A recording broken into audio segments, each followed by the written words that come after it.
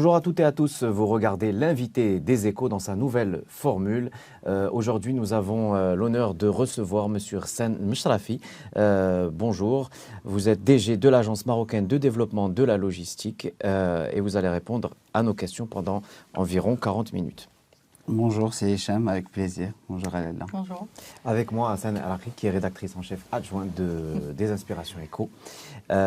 Aujourd'hui, la première question plutôt, ça va être, Sim Mchrafi, votre parcours avant d'arriver à la MDL. Quel a été ce parcours-là pour aboutir aujourd'hui à ce poste important? Tout d'abord, sur le plan académique, et je vais être assez rapide sur le sujet, je suis ingénieur en télécommunications. Sur le plan professionnel, le point d'orgue de ma jeune carrière a été le 19 mai 2023, ma nomination par Sa Majesté le roi Mohammed VI Lainsro, à la tête de l'Agence marocaine de développement de la logistique. Avant cette expérience, avant cette position, j'ai été dans plusieurs secteurs d'activité, du tourisme aux médias, en passant par le BTP. Et enfin, juste avant d'intégrer ce secteur tout à fait passionnant, qui est celui de la logistique, j'ai passé 6-7 ans au niveau de mon secteur de prédilection, celui des télécoms. Au sein d'une des entreprises du secteur. Pour ne pas la citer. Absolument. Justement, ce parcours, comment a-t-il façonné votre vision du rôle de la MDL? Je pense qu'on a parlé des expériences précédentes et je crois qu'il est important de revenir sur quelques éléments dont on peut être fier au niveau d'une trajectoire. Je penserai notamment, dans le secteur des télécommunications, à avoir œuvré à éloigner le spectre de la reconstitution du monopole sur le mobile, il y a de cela une dizaine d'années.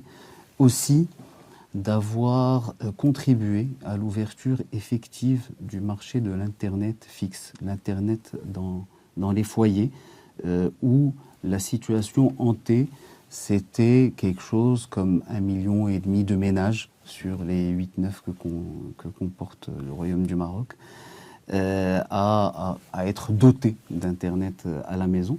Et Internet à la maison, c'est des usages tout à fait intéressants et importants, de l'apprentissage au divertissement, en passant par les loisirs, le télétravail, entre autres. Aussi, troisième élément qui me vient en tête et qui a constitué pour moi une fierté particulière, c'est d'avoir travaillé sur une offre compétitive pour que le réseau Internet soit développé dans les zones rurales, les zones blanches, les zones grises. Après être revenu un peu sur ces aspects du secteur des télécommunications qui, je vous l'avouerai, avec le secteur de la logistique, des analogies assez fascinantes. Il est question d'infrastructures, de flux, de règles, de protocoles, de technologies. Et donc, absolument. Donc il y a un parallèle évident entre les... Complètement. Et donc ça a concouru à m'éclairer sur les enjeux dont j'ai la charge depuis maintenant un peu plus de 2 ans. Juste pour terminer sur ce parcours, il y a beaucoup de talents, beaucoup de gens brillants qui parfois choisissent d'aller à l'étranger. Vous avez toujours eu ce cap de maintenir, de rester au Maroc et de travailler pour votre pays. Oui, je pense que c'était assez naturel de revenir finalement juste après la fin de mes études. C'était une période aussi particulièrement propice, je crois, à la fin des années 2000. Donc il y a eu un mouvement assez massif. Et je pense que je l'aurais fait même si ça avait été à une autre période. D'accord. On va s'attaquer maintenant à l'AMDL, l'Agence marocaine de développement de la logistique. On aimerait déjà comprendre pour le grand public, l'AMDL, son rôle exact, à quoi ça sert? Je sais que c'est assez vaste, mais déjà posons un petit peu les bases pour les gens qui connaissent de loin cette agence-là. Quel est son rôle exact en fait? Si vous le permettez, si on veut comprendre le rôle de la MDL, il faut, je pense, remonter d'un cran et de se dire la stratégie nationale de compétitivité logistique. C'est une stratégie nationale qui a aujourd'hui une quinzaine d'années, qui a comme indicateur clé celui de la compétitivité logistique. Donc on n'est pas sur la stratégie nationale de la logistique, mais si dans son titre, dans son intitulé, il a été précisé la compétitivité, c'est que c'est l'objectif recherché. Il y a eu des méthodes diverses et variées qui ont concouru à un moment donné à dire que la compétitivité logistique du Maroc se situe entre 19 et 20%, c'est-à-dire que le coût logistique sur le PIB valait quelque chose comme 19 à 20%. L'objectif aujourd'hui, c'est de le tirer le plus bas possible. Maintenant, on peut le tirer de différentes manières. C'est pour ça que moi, je vais apprécier un raisonnement par filière et pas forcément un raisonnement moyennisé. Parce que dans une économie, quelle qu'elle soit, quand on a un mix produit qui va évoluer dans le temps, tout d'un coup, les coûts logistiques, la moyenne des coûts logistiques n'est juste pas la même. Je vais essayer d'être moins théorique. Si vous faites beaucoup d'aéronautique et peu d'agriculture, vous allez avoir un coût logistique faible parce que le produit coûte très cher au kilo transporté. D'accord ? Alors que si on est sur de la patate, tout d'un coup, le coût logistique sera plus important. Donc fondamentalement, le mix va beaucoup jouer sur ce chiffre moyennisé. Par contre, ce qui sera intéressant, c'est de regarder filière par filière et essayer de tirer le plus bas possible le coût de la logistique, donc d'améliorer autant que faire se peut la compétitivité logistique. J'en profite pour dire que souvent la logistique est décriée ici et là en disant oui, c'est un frein à l'export, c'est un frein Chez nous, au développement économique. J'ai pu l'entendre ici et là. C'est une assertion totalement fausse.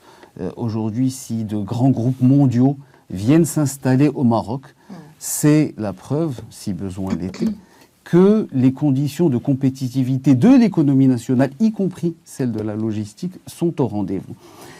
Et si aujourd'hui le Maroc peut se targuer de cette compétitivité logistique, il faut continuer à améliorer, mais peut se targuer quand même d'avoir un très bon niveau de compétitivité logistique, c'est parce que grâce aux hautes orientations et à la vision de Sa Majesté le roi Mohammed VI, Nasarallah wa Iyadah, il y a eu un très gros travail sur 2 décennies.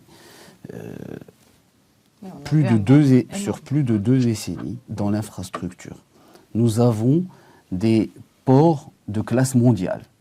Et ceux qui arrivent contribueront de plus fort à cette compétitivité portuaire.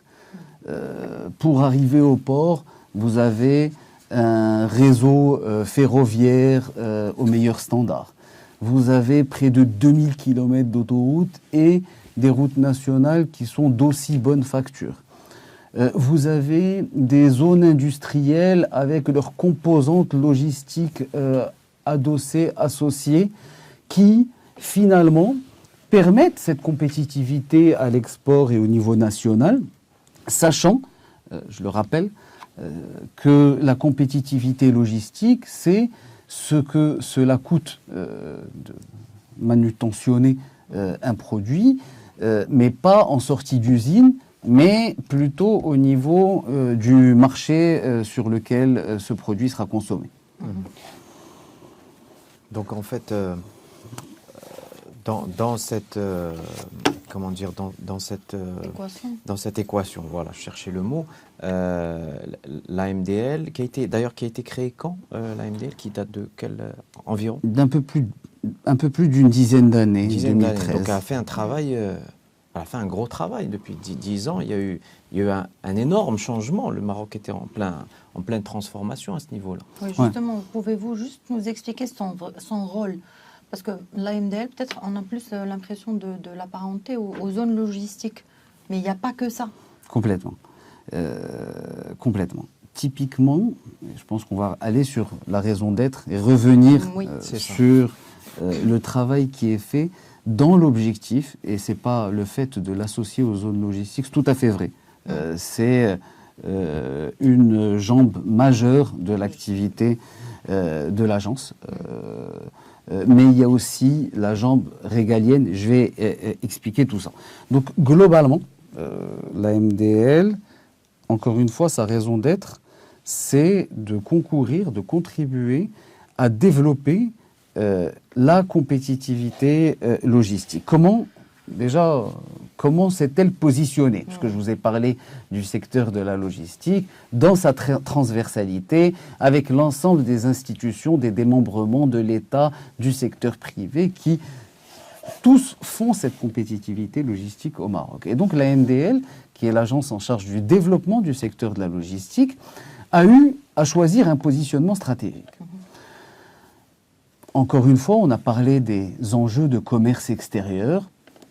Fondamentalement, que ce soit les ports qui ont été construits ex nihilo ou ceux historiques de Casablanca ou Agadir, la logistique, enfin la performance logistique à cette frontière-là, sachant que les ports c'est l'essentiel de notre export, les performances sont extrêmement bonnes. Nous, on s'est dit, allons là où on a les plus grandes marges de progression pour pouvoir avoir le plus d'impact. Je reviens sur le commerce extérieur. Dès lors où on a des ports nouveaux, de Tanger Med, de Nador Ouest Med, de Dakhla Atlantique, vous avez des milliers d'hectares dans l'Hinterland qui viennent compléter cette infrastructure portuaire et augmenter nos capacités de production à l'export. Vous allez avoir par contre les deux ports dont je vous ai parlé, Casablanca et Agadir, où la ville s'est construite autour du port, où on n'aura pas donc les superficies immédiates et où la MDL, avec certains de ses partenaires, l'Agence nationale des ports, l'ONCF ou Tanger Med, pour ne pas les citer, ainsi que la CDG, on va aller sur des projets structurants déportés et qui seront connectés à l'infrastructure portuaire pour pouvoir y établir des ports secs, pour pouvoir y mettre des zones industrielles à l'export, de l'immobilier logistique pour gérer notamment l'import, puis ensuite la distribution nationale et la réalité. Typiquement, la plateforme logistique industrielle intégrée de Zneta, qui est connectée à la porte 6 du port de Casablanca au travers une voie poids lourd dédiée. Donc ce sont ce type de projets sur lesquels la MDL agira en convergence avec d'autres institutions de l'État. Il se trouve que le Maroc, je crois qu'on en parlera plus tard, un hub à plusieurs niveaux, mais il ne faut pas occulter, oublier que la logistique, c'est aussi celle qui traite les enjeux de distribution nationale. Le Maroc, c'est près de 40 millions d'habitants. Casablanca, c'est 4 millions en intramuros. C'est 7 millions au niveau de la région.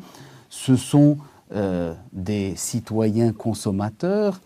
Il y a tout un enjeu à faire en sorte que la circulation des marchandises puisse se faire de la façon la plus efficiente. Et pour ce faire, nous avons, au-delà des zone d'activité économique dédiée à l'export, tout un programme et un positionnement marqué sur la distribution nationale où on va en périphérie des grandes villes et aussi des villes de toute taille. On va adapter selon les spécificités des régions.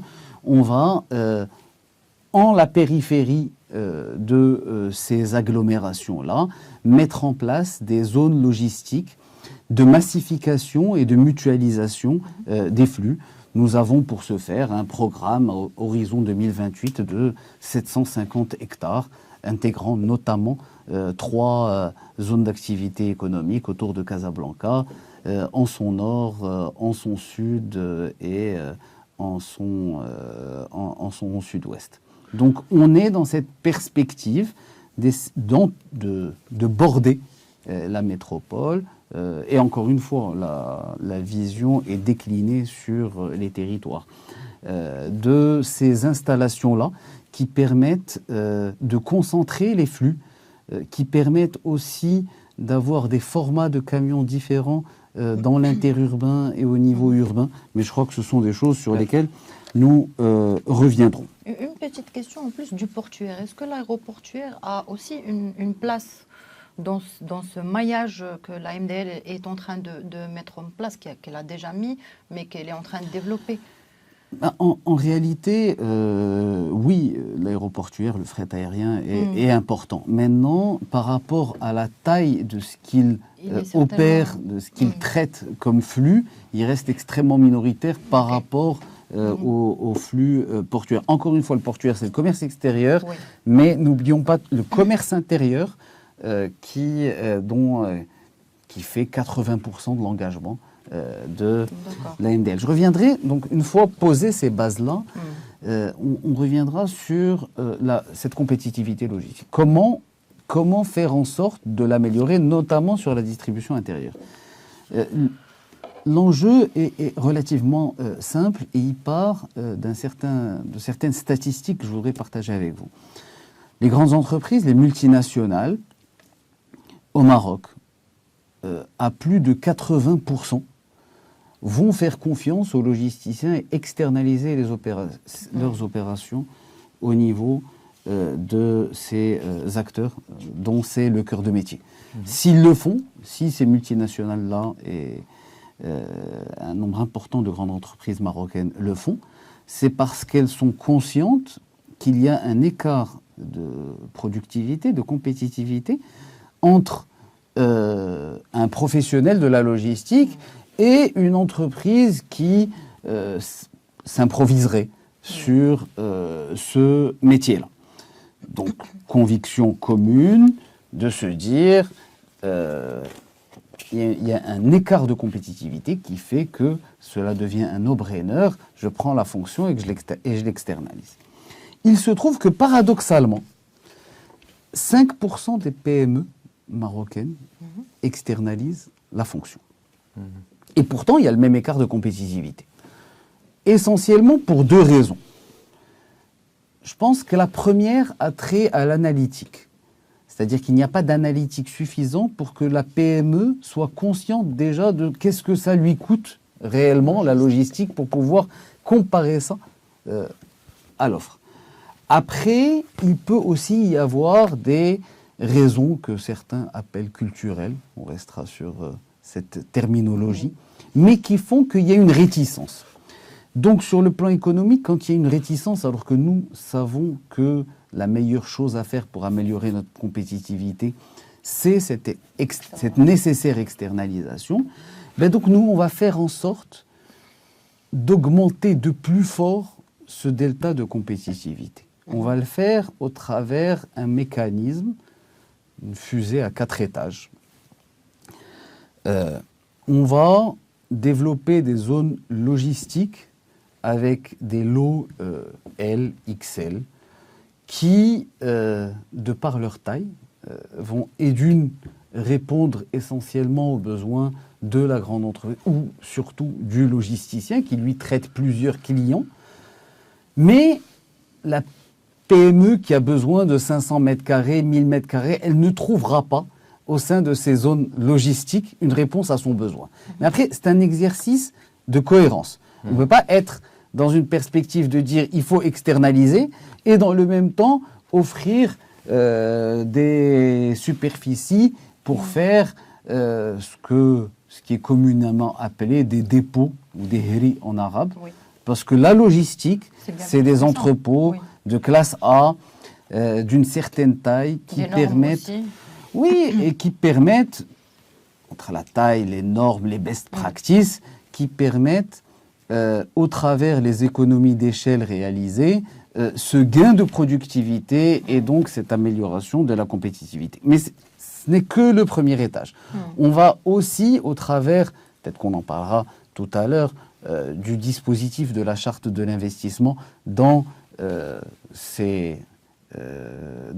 son volet principal et dans son volet TPME, on va renforcer cette compétitivité puisque on verra que ce sont essentiellement les logisticiens qui seront ciblés. Je tiens à rappeler que c'est la première fois depuis 2023 que la logistique fait son entrée dans les dispositifs de soutien à l'investissement. Usuellement, il y avait l'industrie, il y avait l'agriculture, la logistique était le parent pauvre, alors que c'est un secteur qui est parfaitement imbriqué dans l'ensemble complètement. Et du coup, on a pris du retard à cause de ça. Le Maroc a pris du retard. Je pense que ce qu'il faut retenir et remercier les services du ministère de l'investissement, c'est d'avoir, lors de cette mouture, pris conscience de cette importance. D'ailleurs, une prime dédiée a été mise en place pour le transport et la logistique. Donc il y a une prise de conscience. Aujourd'hui, on a, alhamdoulilah, réussi à sécuriser plus de 80% de notre programme à horizon 2028. Donc toutes les difficultés qui avaient notamment trait au foncier sont aujourd'hui derrière nous. Les travaux se passent on ne peut plus convenablement. La commercialisation des lots auprès des logisticiens. Encore une fois, nous voulons les accompagner dans l'essentiel des jalons de leur développement. Donc, on va les accompagner au travers le foncier dont ils ont plus que jamais besoin, mais on va aussi les accompagner en soutien au CAPEX. On va aller de façon plus fine aussi les aider au travers de l'assistance technique pointue et ciblée pour... c'est bien de faire du hard, mais c'est aussi intéressant de faire du soft pour pouvoir venir peaufiner leur qualité et ainsi augmenter de plus fort le différentiel de compétitivité entre l'intralogistique et l'externalisation de la logistique. Je précise que dans le cas de certaines grandes entreprises qui ont une large gamme, avec une profondeur de référence, dans ces cas particuliers, nous n'avons pas de difficulté à pouvoir envisager l'intralogistique parce que, in fine, même en leur demandant ce qu'ils sont, ils finissent par vous dire nous sommes des logisticiens, donc ils sont des logisticiens pour eux-mêmes. D'accord ? Donc l'idée, c'est d'augmenter ce différentiel et en l'augmentant, vous rendez encore plus compliqué le choix de se dire il y a un différentiel de coûts, mais malgré ça, je vais garder chez moi. Donc la raison d'être de la MDL, finalement, si on veut synthétiser, c'est de dire que notre raison d'être, c'est d'augmenter la taille du marché de la prestation logistique. Et l'état des lieux aujourd'hui, si on devait faire un constat par rapport à il y a 10 ans, on en est où aujourd'hui, globalement? Oui, nous avons réalisé une enquête sur l'immobilier logistique qui a été réalisée, je crois, en 2021, publiée, je pense, quelques mois après mon arrivée au sein de l'institution, qui a fait ressortir ces constats-là. Aujourd'hui, vous savez quels sont les cycles de développement de ce type d'infrastructure. Ça mais un temps incompressible. Mais après, on est sur des choses où on va très vite. Typiquement, sur la zone logistique au sud de Casablanca, on a lancé des travaux en juillet 2025. On compte terminer cet été. Donc sur 12 mois, derrière, il y aura les entrepôts qui seront construits par les adjudicataires et on pourra mesurer de façon encore plus fine l'impact de l'ensemble de ce dispositif tel que déployé. D'accord, donc en tout cas, il y a encore énormément à faire, c'est ça l'idée. Il y a beaucoup à faire, avancé, mais... nous n'avons pas attendu, on aurait pu se dire, vous savez quoi, on va dédier les dispositifs de soutien à ces fameuses zones de logistique de massification, mais on a essayé de faire du en même temps. Typiquement, quand on a un certain nombre d'opérateurs qui ont d'ores et déjà bénéficié, ils sont passés par un chemin de croix, beaucoup plus compliqué que s'ils étaient, n'étaient pas forcément prêts. On a commercialisé à Agadir cette année. On prévoit de commercialiser le sud de Casablanca également cet été. Donc, nous avons une offre à venir qui est importante, le nord de Casa en début d'année prochaine. Mais le secteur ne pouvait pas attendre. Et l'enquête sur l'immobilier logistique l'a parfaitement démontré. On a recensé 20 millions de mètres carrés d'immobilier logistique. Donc, les acteurs du secteur privé ont fait ce qu'il fallait faire. Ils ont répondu de façon, et je le dis très positivement, de façon opportuniste aux besoins qui étaient exprimés par leurs clients.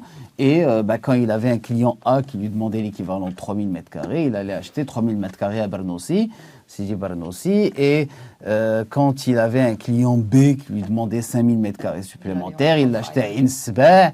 Et donc, on a une offre ultra fragmentée, donc 20 millions de mètres carrés extrêmement fragmentés, une moyenne de superficie qui est autour de 1000 mètres carrés, versus des lots au niveau des zones logistiques qui sont autour de 3, 4, 5, 6 hectares. Donc on est sur des dimensions extrêmement différentes, des ordres de grandeur extrêmement différents. Et donc ces gens-là qui ont une offre aujourd'hui, qui ont des actifs fragmentés, ils pourront tout à fait les consolider en périphérie. On pourra parler des vertus de cette consolidation. On a aussi vocation à venir avec une offre structurée pour pallier à certaines pratiques informelles qui ne sont pas vertueuses pour le Maroc, les dépôts clandestins, etc.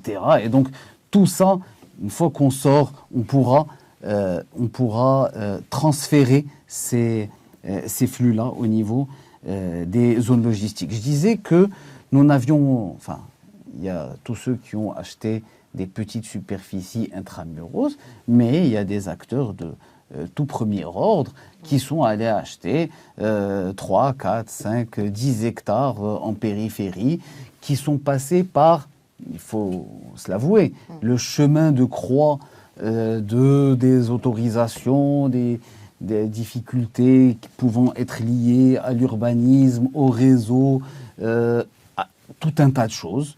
Nous, ce que nous faisons, c'est de se dire, au lieu que chacun puisse passer par ce chemin de croix, l'industrie a fait sensiblement la même chose au niveau des zones industrielles, on va encapsuler et gérer ces problèmes en mode black box, et les opérateurs vont pouvoir venir et avoir un foncier en mode plug and play. Et ça fonctionne bien aujourd'hui.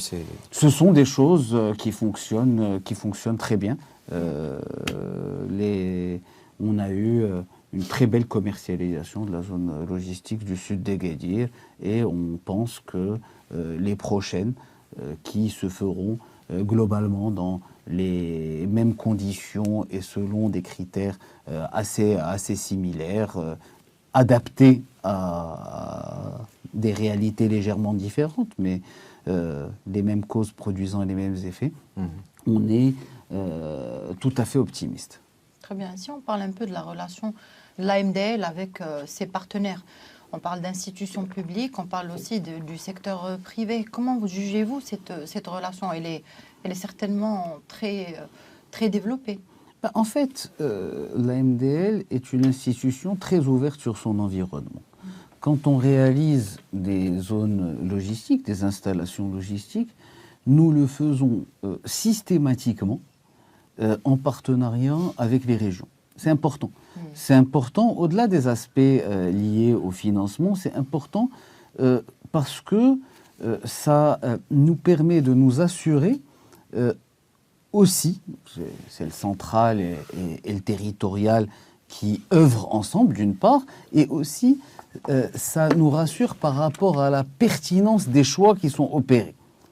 D'accord? Donc nous, on a fait des études qui ont été faites d'ailleurs au démarrage de l'agence et qui sont des études de très grande qualité, que ce soit la stratégie, les études de flux, l'identification des fonciers, etc. Mais c'est un mécanisme de contrôle et d'assurance qui est celui de dire je veux faire cette zone logistique parce que cette zone est au niveau d'un nœud et que au travers ce nœud, c'est l'optimum de la supply chain au niveau territorial. J'ai tout à fait envie que le conseil régional puisse valider, puisse corroborer les travaux que nous réalisons et qui concourent à dire on va faire une zone logistique à tel endroit précisément.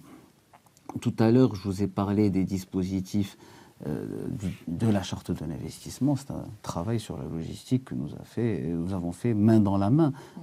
Nous avons été sollicités, nous avons sollicité, nous sommes restés très proches pour se forger des convictions communes avec le ministère en charge de l'investissement. On a parlé tout à l'heure des programmes d'assistance technique. Nous avons considéré que Maroc PME était le spécialiste de l'assistance technique, tout secteur confondu, et nous avons signé en décembre un contrat de gestion déléguée. Donc on a conçu le programme, on a conçu les solutions, mais nous nous appuyons dans la mise en œuvre donc sur Maroc PME qui fait ça très bien. C'est 100 personnes qui font ça depuis 10, 15, 20 ans, qui ont les process, qui ont les mécaniques d'audit, etc. Donc nous, on est dans cette perspective qui est de dire nous sommes parfaitement ouverts sur notre environnement. Vous avez parlé du secteur privé. Je rappelle que... Et le transport aussi. Oui. Qui est aussi un maillon important dans la logistique. Complètement. Vous avez parlé des opérateurs privés. Je rappelle que le contrat programme, la stratégie nationale de compétitivité logistique, est un contrat programme État-CGEM. La CGEM siège au niveau, plusieurs membres, au niveau du conseil d'administration de la MDL. Nous avons la conviction de où est-ce que commence la responsabilité des pouvoirs publics, où est-ce que le secteur privé doit prendre le relais. Nous validons ensemble le programme, les plans d'action, parce que notre vocation est de pouvoir répondre à leurs besoins, eux-mêmes répondant aux besoins de l'économie nationale. Tout à l'heure, vous avez parlé du foncier et de sécurisation de foncier. Quand on parle logistique, on pense au foncier. Est-ce que c'est toujours un point, je ne dirais pas noir, mais le foncier a toujours été un point essentiel dans le secteur logistique. Est-ce qu'aujourd'hui, vous avez réussi quand même à baliser le terrain pour les prochains investissements et les prochains projets? Est-ce que ça reste un frein aussi? Oui, est-ce que c'est toujours un frein? Pas de mon point de vue. Je crois qu'on a peut-être eu beaucoup de chance. Donc le foncier est plus facile à trouver, plus facile à... Est-ce que c'est plus facile? Est-ce qu'on est juste très bien tombé?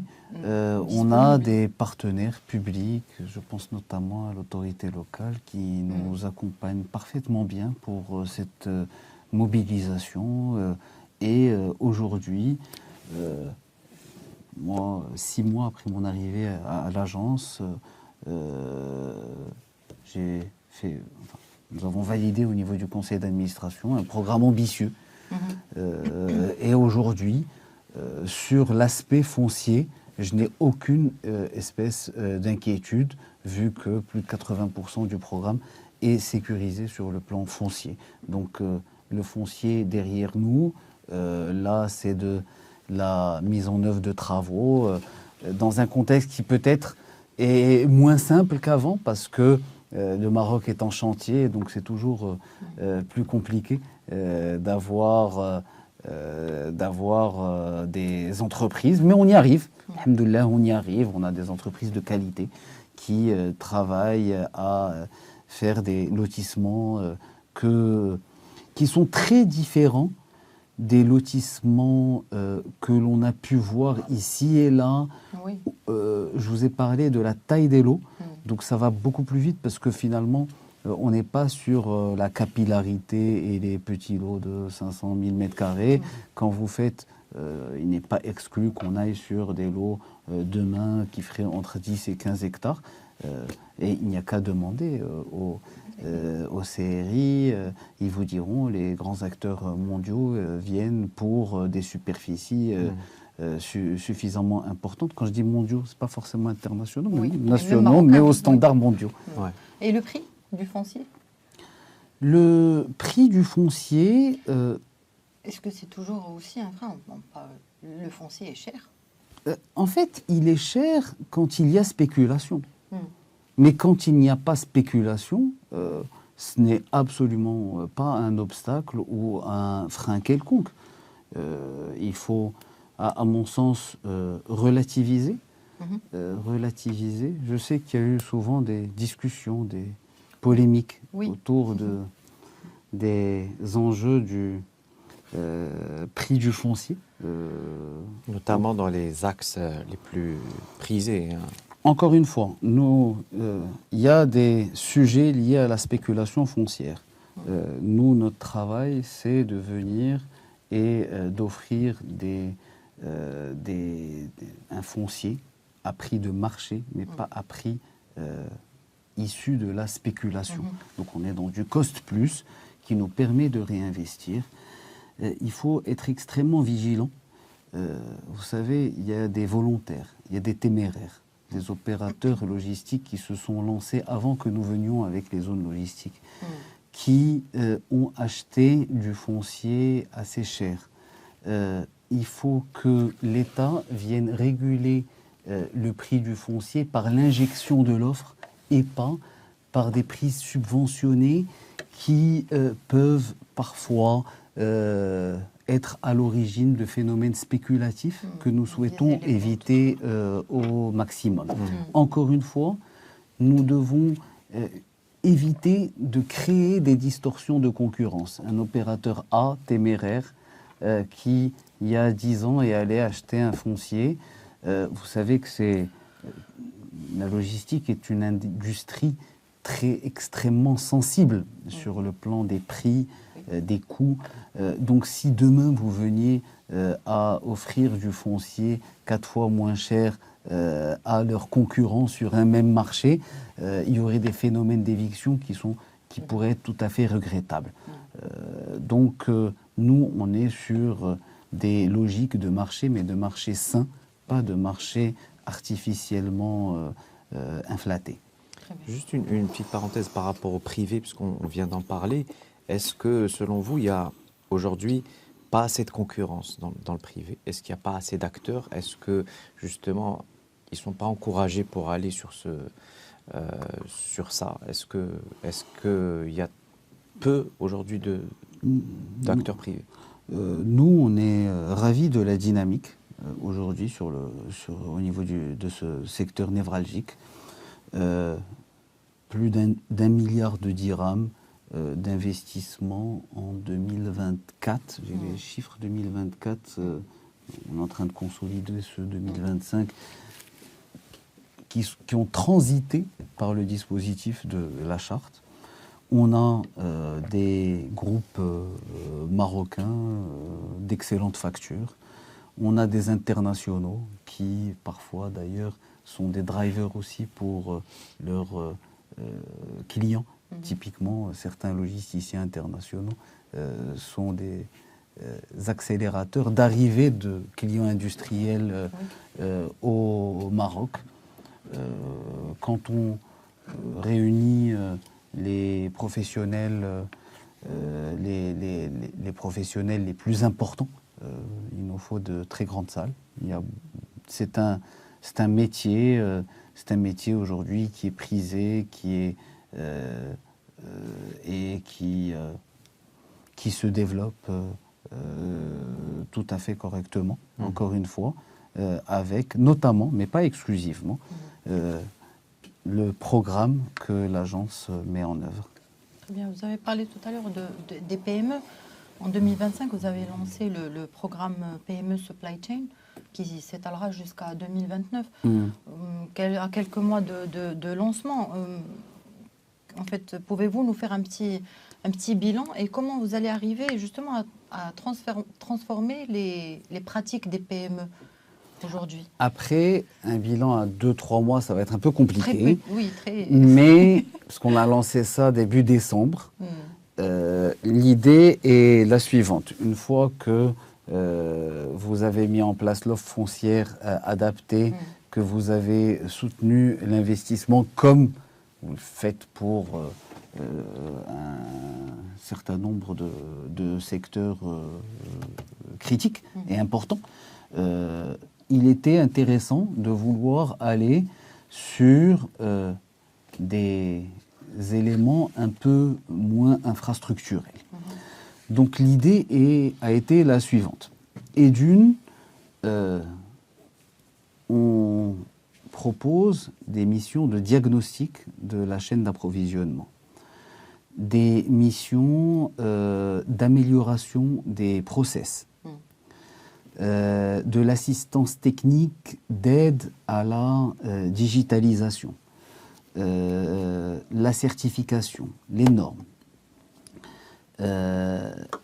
Donc, c'est une palette de produits et de solutions qui ont vocation à périmètre constant à améliorer la compétitivité de ces opérateurs.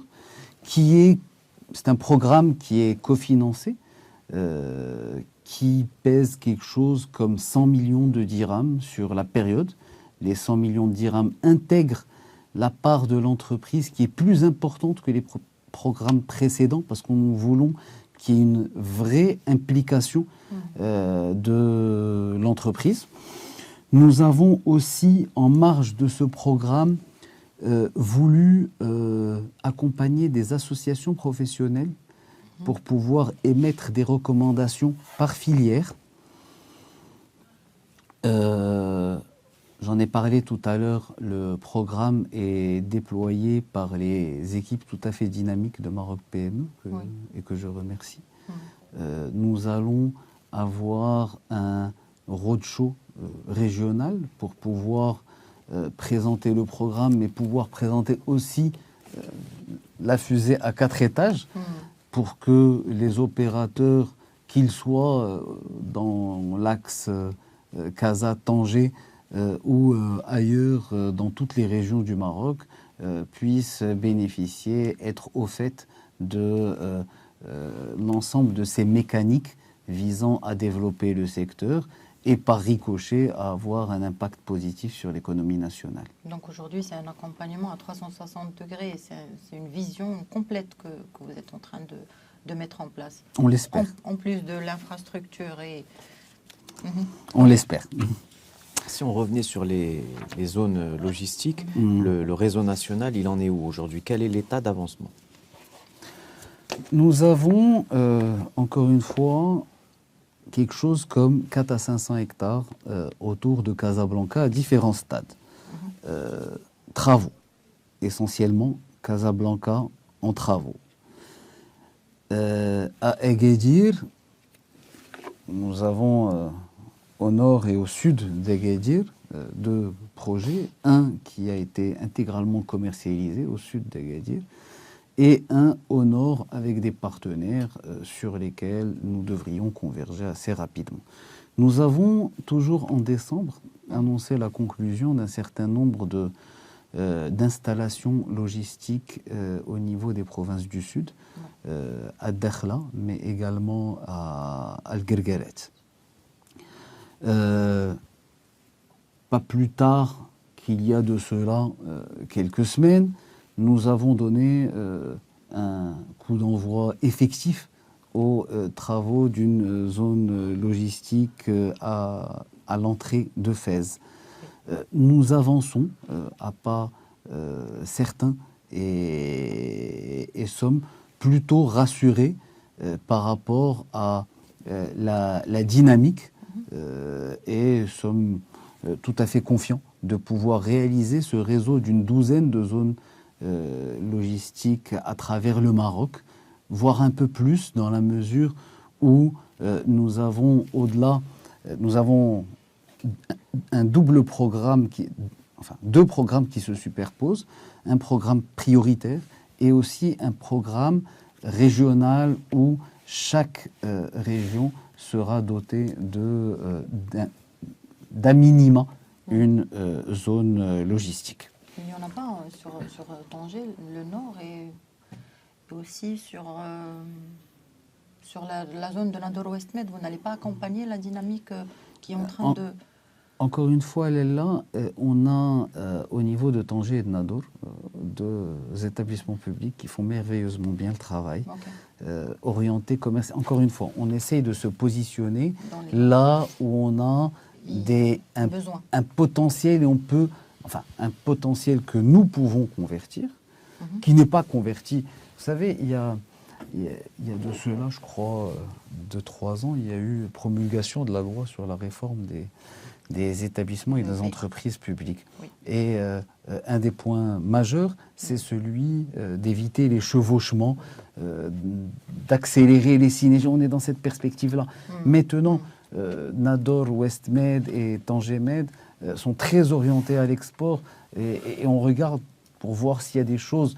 Parce que comme vous le savez, quand on a ce type d'installation, il y a eu un jump au niveau démographique de ces villes-là. Oui. Et là, on a d'autres enjeux à adresser sur lesquels l'AMDL est naturellement positionnée. Okay. L'axe Casa-Rabat, ça représente quoi par rapport à l'ensemble de ce qui est fait?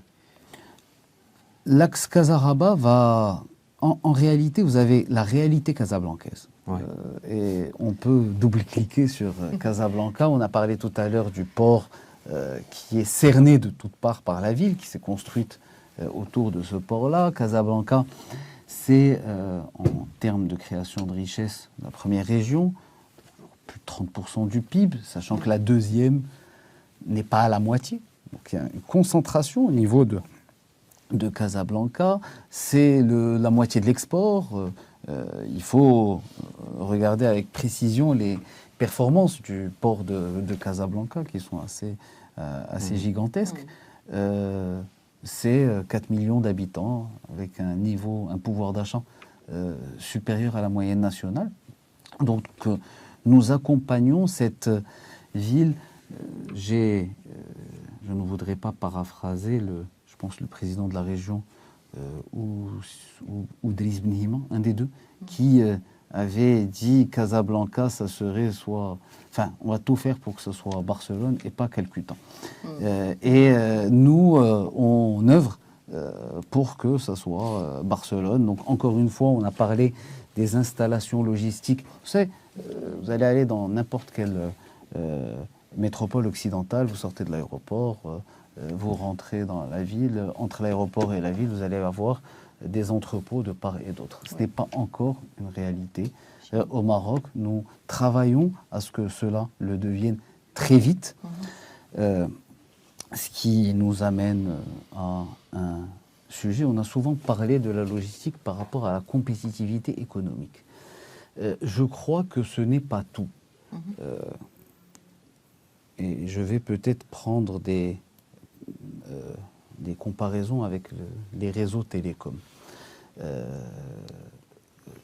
Aujourd'hui, vous avez dans des grandes villes, vous avez une voie publique, de la voirie publique. Donc l'État va beaucoup investir pour pouvoir accroître la bande passante de la voie publique.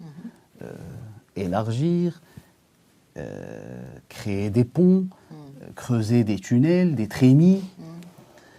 Donc on augmente les capacités. Dans le même temps, on va aller optimiser les flux. C'est ce qu'on fait dans n'importe quel réseau. Il y a typiquement deux types de flux au niveau de la voirie. Vous avez le flux des personnes, la mobilité, et le flux des marchandises, la circulation de marchandises. Mais on va revenir pour pouvoir optimiser les flux des personnes et on va réinvestir dans tramway, RER, BHNS pour pouvoir sortir les gens de leur véhicule individuel et les mettre dans le transport collectif. Mais par contre, on ne fera pas grand-chose au niveau de la circulation des marchandises. Et donc pour moi, c'est un enjeu majeur, vu que c'est en lien avec la mobilité des personnes, la qualité de la mobilité, qu'il y a des enjeux financiers importants quand on voit tous les investissements qui sont faits, encore une fois, et dans l'infra et dans les transports en commun. Et donc, comment, la question c'est, ok, très bien, c'est un constat, la circulation de marchandises pesait 20% à Casablanca il y a de cela 10 ans, peut-être qu'aujourd'hui c'est 30-35%, d'accord. Comment juguler cette croissance qui, si nous ne faisons rien, continuera d'évoluer positivement et donc négativement pour le citoyen. Donc ces zones logistiques-là vont au travers la massification et la mutualisation qui y sont opérées. Au lieu d'avoir un camion qui sort de l'usine, je ne sais pas où, et qui va rentrer dans Casablanca, comme on rentrerait dans un moulin, qui est souvent monoproduit, monomarque. Quand vous allez regarder les camions, vous allez vous rendre compte qu'ils sont monoproduits, monomarques. Et ils vont s'arrêter successivement, de façon au niveau de toutes les épiceries. Ils vont se mettre en 3e position. Chaque épicier va avoir 15 camions qui vont s'arrêter tous les jours pour lui distribuer un produit, une marque. Alors qu'il serait beaucoup plus pertinent d'avoir un système où il soit approvisionné avec l'essentiel de ses besoins au travers une palette. Et c'est ce qui se fait à l'étranger, justement. Complètement. Dans des villes comme Barcelone. Absolument. On n'a absolument rien réinventé. L'idée est de dire, déjà avec ces zones logistiques en périphérie des villes, il y aura une mutualisation, une massification qui va s'opérer naturellement parce qu'au lieu d'aller avec son semi-remorque faire le tour des ruelles casablancaises, il va venir livrer la marchandise au niveau de la zone. Et ensuite, en ressortiront des camions de plus petite taille avec une offre mutualisée. Encore une fois, l'infrastructure, c'est important. Elle aura un effet certain sur l'optimisation de la circulation des marchandises. Mais c'est nécessaire, mais non suffisant.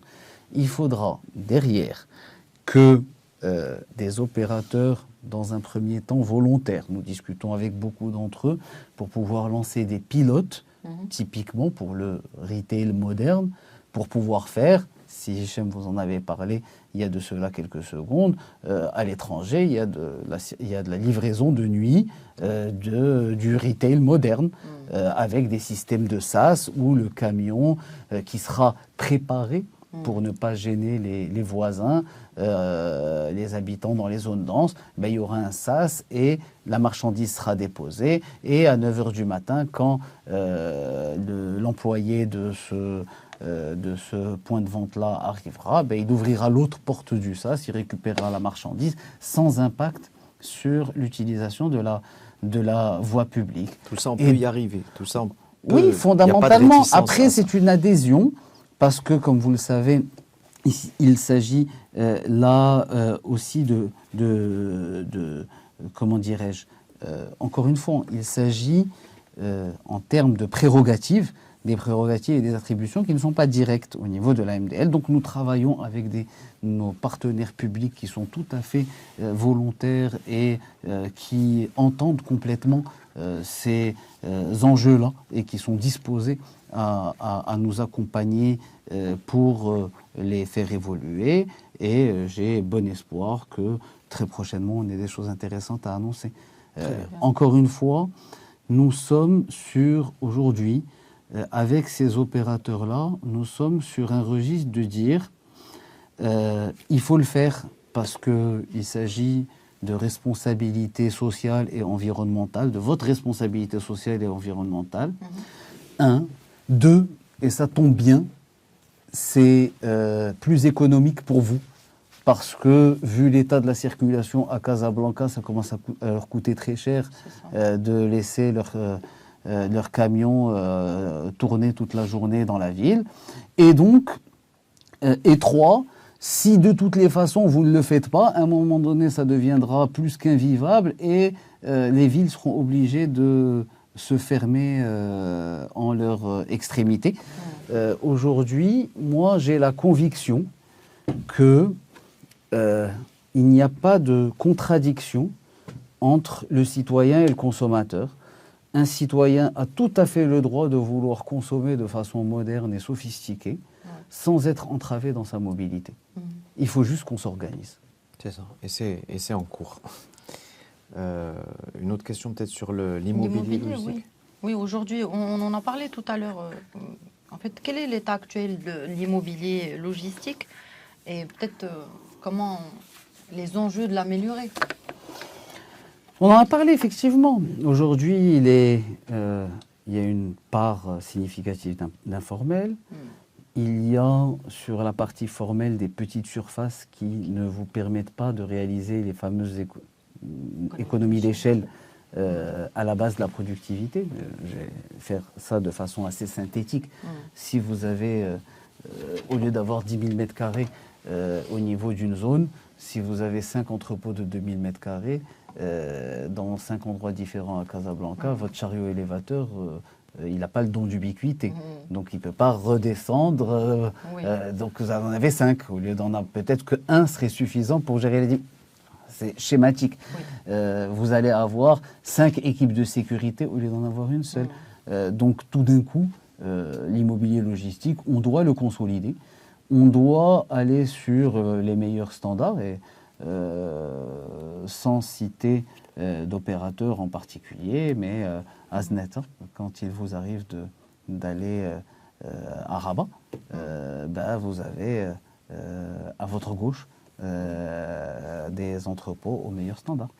Donc ce sont des choses à Tangemed, pas forcément le chiffre en tête, mais je crois que c'est quelque chose comme 150 ou 200 000 mètres carrés. Vous avez la zone Medhub, qui est la zone du port de Tangemed, qui est une zone sous douane, qui est au nord mondial. Donc ce sont des choses que nous savons faire. D'accord. L'idée, c'est de pouvoir le dupliquer suffisamment au niveau de ces nœuds de massification pour pouvoir structurer ce réseau et qu'il puisse fonctionner dans les meilleures conditions d'efficacité et d'efficience. Très bien. On arrive vers la fin de ce grand entretien. Encore 3 petites questions environ. Hassan Moustarafi, au niveau régional, on a beaucoup parlé du Maroc, des régions, des villes. Au niveau régional, quel est le potentiel du Maroc? Est-ce qu'on a aujourd'hui, est-ce qu'on peut devenir un hub logistique au niveau régional? Je pense que nous le sommes déjà. Nous le sommes déjà, et à 3 niveaux. Un, j'ai envie de parler des activités de transbordement. Je vais la faire simple. Tangemed est notamment un port de transbordement mondial parmi les 20 ou 10 meilleurs ports au monde. Et une de ces activités, c'est de dire un navire qui va venir de Chine, vers la Méditerranée, a tout intérêt à être le plus gros possible. Parce que plus il est gros, plus le coût de transport baisse. D'accord. Donc il arrive aux portes de la Méditerranée, à Tangemed, mais tout d'un coup, le modèle économique s'inverse. Comme il est très gros, ce n'est absolument pas rentable qu'il fasse le tour de tous les ports méditerranéens pour déposer la marchandise à Gênes, à Marseille, à Tunis. Et donc, ce sont des plus petits bateaux, qui sont appelés des feeders, qui vont faire ce travail-là. Donc ce routage du grand bateau au petit bateau va s'opérer au niveau de Tangemet, ce qui en fait un hub d'excellence. Le hub de deuxième niveau, c'est d'avoir des investissements productifs immédiatement à l'arrière de ces installations portuaires qui sont idéalement situées, qui sont à la porte de l'Europe, et donc des investisseurs du monde entier viennent plébisciter ces zones-là, ce hub qui est aux portes du marché européen. Il y a un troisième niveau de hub qui a trait à l'initiative royale atlantique de Sidna Allah Yansuru et qui vise notamment à à donner l'accès à des pays enclavés. Et tout d'un coup, vous devenez le hub d'un certain nombre de pays africains qui n'auraient pas pu, sans cela, avoir accès à cette logistique qui pourrait, ça rentre complètement dans le développement sud-sud, qui pourrait être à la base et qui sera à la base de développement économique dans ces pays-là. Après, il y a le quatrième niveau de hub dont on a parlé, qui est celui de la distribution interne, mais je pense qu'on en a suffisamment parlé. Très bien. Donc on l'est déjà. Oui, et après, c'est pas binaire. Continuons à nous améliorer. Nous sommes dans une compétition mondiale, internationale, où les pays ne restent pas les bras croisés. Et, alhamdoulilah, nous non plus allons toujours plus vite et encore plus vite que ne pourraient aller nos compétiteurs. Très bien. Finalement, c'est une course à la capture de parts de marché. Très bien. Si vous avez un message à adresser aux jeunes qui pourraient s'orienter dans le secteur de logistique, ce serait lequel? En fait, deux messages à deux typologies de jeunes. Vous avez les cadres, les jeunes cadres. C'est un très beau secteur. Vous savez, pendant la crise du Covid, où la supply chain a été au centre de tout. Moi, je trouve qu'il y a eu un avant et un après Covid, justement, pour la logistique. Oui, comme dans beaucoup de secteurs. Oui, certainement. Mais au-delà du secteur en soi, c'est l'importance accordée à la supply chain dans les grands groupes mondiaux et nationaux. Et à l'international, on a constaté que les directeurs de la supply chain des entreprises étaient souvent passés CEO. Parce que cette transversalité leur donne quelque part une connaissance assez générale, à la fois générale et pointue des enjeux, et donc ça a pu les positionner dans des grands groupes, je n'ai pas forcément en tête, en successeur du CEO. Et donc il y a eu un mouvement qui me pousse à dire que c'est un métier d'avenir.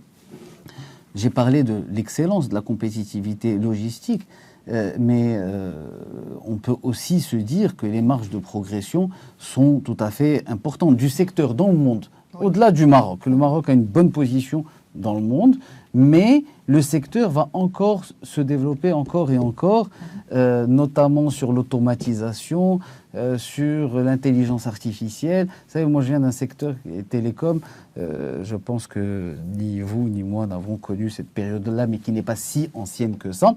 À l'époque, pour téléphoner, il y avait des téléopératrices qui passaient client A au client B. On n'en est pas à ce stade au niveau de la logistique, mais c'est encore très manuel. Alors qu'aujourd'hui, quand vous appelez, c'est une intelligence embarquée dans vos terminaux qui fait tout ce travail-là. Donc il y a tout un développement à venir, donc un secteur qui est particulièrement intéressant, particulièrement pertinent. Je pense aussi, puisqu'on a tendance à penser au cadre, mais il y a aussi les NEET, les jeunes qui n'ont ni emploi, ni formation, et qui n'ont pas d'occupation. Et c'est un secteur qui aujourd'hui, bien qu'il emploie un ratio de quelque chose comme 4 personnes tous les 1000 mètres carrés, mais eu égard à son... donc moins que certaines industries classiques, mais vu le potentiel de développement, je pense qu'il peut apporter un premier niveau de réponse pour ces jeunes-là. Donc, un message tout à fait positif à l'adresse de la jeunesse. Et les petites entreprises qui veulent se lancer justement dans la logistique, on a parlé de jeunes, de cadres, mais un jeune qui a une idée pour Porteur lancer de projet. un porteur de projet qui veut se lancer dans la logistique, est-ce que ça serait facile pour lui ou pas? Vous savez, il y a quelques années, j'étais dans les télécoms et je regardais aussi beaucoup, parce que ça faisait partie du périmètre dont j'avais la charge, les sujets de finances mobiles. Et il y a eu une vague au niveau des startups, notamment africaines, où les startups de la finance, et particulièrement la finance mobile, caracolaient en tête des levées, de la croissance, etc. Et tout le monde voulait faire de la fintech. Aujourd'hui, il n'y a qu'à regarder les différents classements à l'échelle africaine. Les startups du transport et de la supply chain surperforment et font jeu égal avec la fintech. Donc, il y a des choses très intéressantes à y faire aussi. Très bien. Hassan Mouchrafi, dernière question, le mot de la fin. Votre ambition pour la logistique au Maroc, qu'est-ce qu'il manque et à quoi on doit arriver? En fait, on a parlé de la supply chain traditionnelle, dans le sens commerce traditionnel et moderne. D'accord ? On n'a pas ou peut parler du e-commerce. Le e-commerce, juste pour avoir quelques statistiques, c'est quelque chose comme 60% du total retail en Chine. Dans les économies européennes, on est plutôt autour de 20%. Et au Maroc, une fois qu'on exclut le e-paiement, on va être, selon les experts, entre 1 et 2%. Donc on a un e-commerce qui est encore balbutiant, qui est pas mal composé de la food. Les enfants de la CSP A et B, quand le tagine n'est pas à leur goût et qui commandent à manger le soir, c'est pas encore largement répandu. Mais si je vous dis ça, c'est parce que le e-commerce, et on le voit déjà avec les acteurs qui sont sur place, implique un certain nombre, il y a un certain nombre d'incidences sur la logistique et notamment celle du dernier kilomètre. Donc, l'ambition, c'est celle de dire que nous devons, que peut-être que le côté balbutiant du e-commerce d'aujourd'hui est aussi une chance sur le plan logistique, de se dire que tout d'abord, on a tout intérêt à travailler autant que faire se peut la supply chain traditionnelle pour pouvoir ensuite gérer celle du e-commerce, celle du last mile, qui est ultra capillaire. On va finir avec une analogie avec les télécoms. Ça fera le lien avec le début de l'émission. Le e-commerce, c'est au lieu que je descende de chez moi et que j'aille chez l'épicier m'approvisionner et prendre le trottoir et donc pas la voie publique et rentrer chez moi pour une majorité ou un nombre significatif de mes achats, je vais commander au travers le e-commerce et tout d'un coup, au lieu d'approvisionner soit l'épicerie, soit le supermarché de quartier, on va devoir approvisionner de façon capillaire chaque domicile. Ça me rappelle la transition qui a pu se faire entre le mobile et le fixe. Du temps où les gens accédaient majoritairement à Internet au travers le mobile, il n'y avait qu'à mettre une antenne sur le toit et tout le quartier pouvait bénéficier d'Internet et il fallait emmener une seule paire de fibres au niveau de ce toit-là. Là, aujourd'hui, des paires de fibres, il faut en emmener dans chacun des foyers. Sauf que la paire de fibres, elle est sous terre. Les scooters, ils sont sur terre. Oui. Et donc, il faut gérer ce flux dense, intense, et faire en sorte que ces répercussions sur la mobilité soient les plus acceptables possibles et qu'encore une fois, on arrête d'opposer le souhait tout à fait légitime des citoyens de ne pas être altérés dans leur mobilité et leur volonté de consommer dans le cadre d'une économie moderne et sophistiquée où on peut commander 3 chemises et se dire, savoir à quelle heure la chemise va arriver et avoir une possibilité de retour et de renvoyer une sur les 3 qui nous a moins plu. Ouais. Très bien. Merci. C'était le mot de la fin, Arsène Mchrafi. Merci infiniment d'avoir été avec nous pendant cette heure, nous avoir éclairé sur la logistique en long et en large. Maintenant, on a mieux compris pas mal d'aspects sur ça. Merci infiniment. Merci, tout le plaisir était pour moi. Merci. Merci, à très vite. Merci.